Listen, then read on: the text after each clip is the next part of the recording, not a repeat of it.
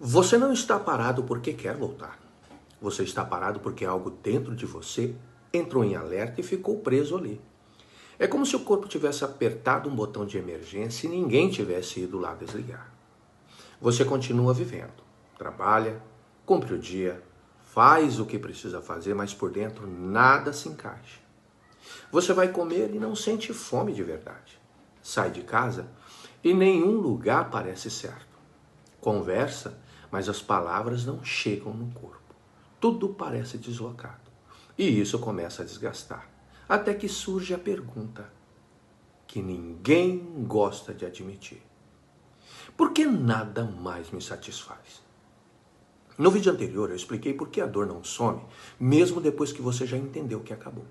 Lá eu falei sobre o conflito entre a cabeça que aceita e o corpo que continua reagindo. Se você ainda não viu, vale assistir depois desse, porque o que eu vou falar agora é a continuação daquele processo onde aprendemos que você pode até entender com a cabeça, mas o corpo ainda está em alerta. Existe algo funcionando por baixo que quase ninguém percebe. Não aparece em pensamento, não aparece em frase bonita, mas aparece no corpo. Ele não grita, ele não faz escândalo, ele só vigia. E quando ele está ativo, seguir em frente simplesmente não acontece. Não é falta de vontade, não é falta de força, é falta de segurança. E eu chamo isso de predador inconsciente do alerta após abandono. Eu uso a palavra predador porque ela não negocia, ele reage. É como um animal interno que entrou em estado de vigília e decidiu que precisa proteger o seu território. Ele não conversa com a razão, ele não escuta argumento, ele simplesmente protege. Esse mecanismo nasce no momento em que o vínculo se rompe. Para o cérebro antigo, isso não é terminou um relacionamento. Significa perdi proteção. E na lógica primitiva, perder proteção é risco de sobrevivência. Quem perde vínculo perde abrigo. Quem perde abrigo perde descanso. E quem perde descanso entra em vigilância. Não é drama, é biologia em ação. Quando eu digo risco, isso não é uma ideia, não é pensamento dramático, não é imaginação exagerada, é risco sentido no corpo. É aquela sensação de que o chão saiu um pouco do lugar, de que você está de pé, mas não está firme. É risco de não saber onde encostar, de não saber onde baixar a guarda, de não saber se alguém estará ali para segurar você se tudo balançar de novo. O corpo reage como se estivesse sido deixado sozinho no meio da selva, sem grupo, sem sombra, sem abrigo. E um animal sozinho na selva não relaxa. Ele não deita despreocupado, ele não dorme profundamente, ele não se distrai com qualquer coisa, ele fica atento, porque qualquer ruído pode ser uma ameaça. É isso que está acontecendo. Você tenta descansar, mas algo dentro de você continua alerta. Você tenta comer, mas o corpo não relaxa o suficiente para sentir prazer. Você sai de casa, mas nada parece realmente seguro. Não é que nada presta, é que o corpo ainda está procurando um lugar onde possa dizer: agora posso baixar a guarda. E enquanto esse lugar não aparece, o alerta continua ligado. Na prática, isso aparece nos detalhes. Você acorda como se estivesse dormido, mas não tivesse descansado. Não é insônia clássica, é exaustão de vigilância. O corpo passou a noite acordado, mesmo que seus olhos estivessem fechados. Você levanta, cumpre a rotina, entrega o que precisa entregar, mas tudo parece exigir um esforço a mais. Não é tristeza constante, é falta de impulso. Nada te atrai de verdade. Você ri quando precisa, responde mensagem, cumpre compromissos, mas por dentro existe um espaço vazio que ninguém vê. É um riso educado, não é uma risada que aquece. Você coloca uma música que antes mexia com você e agora ela toca e passa direto, não entra, não atravessa, não desperta. Você começa a planejar algo, uma viagem, um projeto, um novo começo e tudo parece pesado antes mesmo de começar. Não é preguiça, é falta de segurança interna. A vida não perdeu totalmente a cor, mas perdeu o brilho, como se alguém tivesse diminuído a saturação da tela. Você olha ao redor e sente que algo está fora do lugar. Não é uma depressão clara, não é um buraco profundo, é ausência de chão. Aí vem o pensamento que machuca mais do que o término. Eu já devia estar melhor. E então começam os conselhos. Eles sempre chegam. Você precisa sair mais. Vai distrair a cabeça. Marca uma viagem. Conheça alguém novo. Pare de pensar nisso. Alguns falam com carinho, mas outros falam como se você estivesse exagerando. Você não pode parar a sua vida. Isso é fase. Já passou tempo suficiente. E você escuta. E até tenta. Sai de casa, marca encontro, vai a lugares que antes você gostava. Faz o que todo mundo diz que ajuda, mas volta para casa com a mesma sensação de vazio. Cansado, silencioso por dentro, com aquela impressão estranha de que nada realmente encaixou. E aí vem a pergunta que dói mais do que o término. O que tem de errado comigo?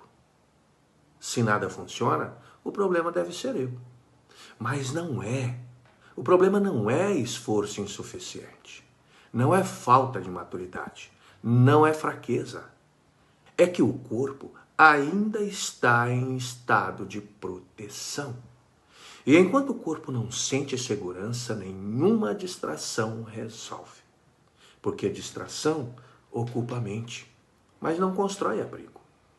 E o que está faltando não é agenda cheia, é segurança interna. E talvez o mais difícil de admitir é isso. Você não está só triste, você está em alerta. E alerta não relaxa, alerta não descansa, alerta não sente prazer. E é aí que a noite revela o que o dia consegue esconder. Então a noite chega, o dia foi cheio, você se ocupou, resolveu o que dava, falou com gente, cumpriu tarefas. Por fora parece que tudo andou, mas quando o silêncio começa, algo dentro de você não desacelera. Você deita, apaga a luz, fecha os olhos e o sono simplesmente não vem. Você vira de lado, muda o travesseiro, ajeita o cobertor, nada encaixa. O corpo está deitado, mas por dentro existe tensão. Não são pensamentos organizados, não é uma lembrança específica, é uma inquietação sem nome, uma pressão leve no peito, um vazio que não se explica.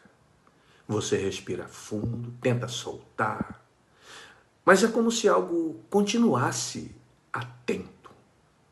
E então, você pega o celular. Não porque quer conversar. Não porque quer ver algo específico.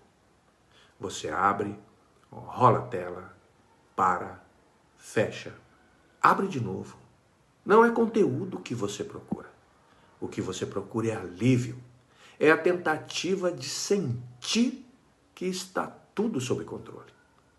O corpo está checando o ambiente e perguntando: está seguro agora? Posso baixar a guarda? O perigo realmente passou? Mas a resposta não vem. E então você continua acordado. O quarto parece maior do que deveria. O silêncio parece pesado. E começa um cansaço diferente. Não é exaustão física. É desgaste de vigilância. O corpo não dorme. Não porque você pensa demais, mas porque algo interno ainda não encontrou abrigo. E é por isso que forçar só piora. Tem momentos em que insistir na marra só aumenta o alerta. Você tenta reagir, tenta se convencer, tenta acelerar o processo, mas o corpo não obedece ordem. Você pode repetir. Já passou. Eu preciso ser forte. Não faz sentido continuar assim.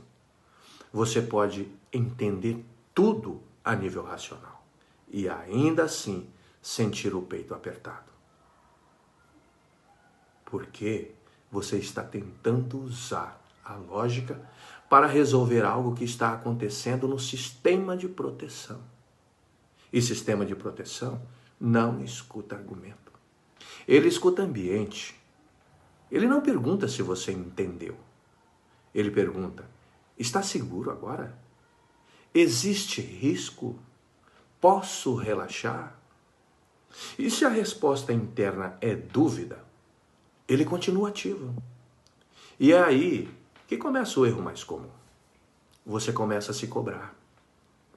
Começa a se comparar com quem já superou. Se irrita por ainda sentir. Se chama de fraco. E quanto mais você tenta resolver rápido, mais parece que algo trava. Porque cobrança não gera segurança. Pressão não gera abrigo. Explicação não gera descanso. O que o corpo procura não é uma frase convincente, é uma experiência de segurança. É sentir chão de novo, é sentir pertencimento, é sentir que pode baixar a guarda sem ser pego desprevenido. E enquanto isso não acontece, o alerta continua. Não para te sabotar, mas para te proteger. E hoje, você começou a entender por que não consegue seguir. Não é falta de caráter, não é fraqueza emocional, é proteção ativada. E enquanto você tenta lutar contra isso como se fosse defeito, vai continuar cansado. No próximo vídeo, eu vou entrar em algo ainda mais delicado. O predador da dependência emocional. Por que alguns vínculos viram muleta? Por que a ideia de soltar parece mais ameaçadora do que continuar sofrendo? E por que romper certos vínculos ativa uma dor que se parece muito com a abstinência? Se você se reconheceu aqui, não é coincidência. Isso é padrão. E aqui a gente não romantiza sofrimento, a gente entende. E quando a gente entende de verdade, começa a recuperar a lucidez. E se isso fez sentido para você, fica por aqui, porque o próximo passo ainda é mais profundo.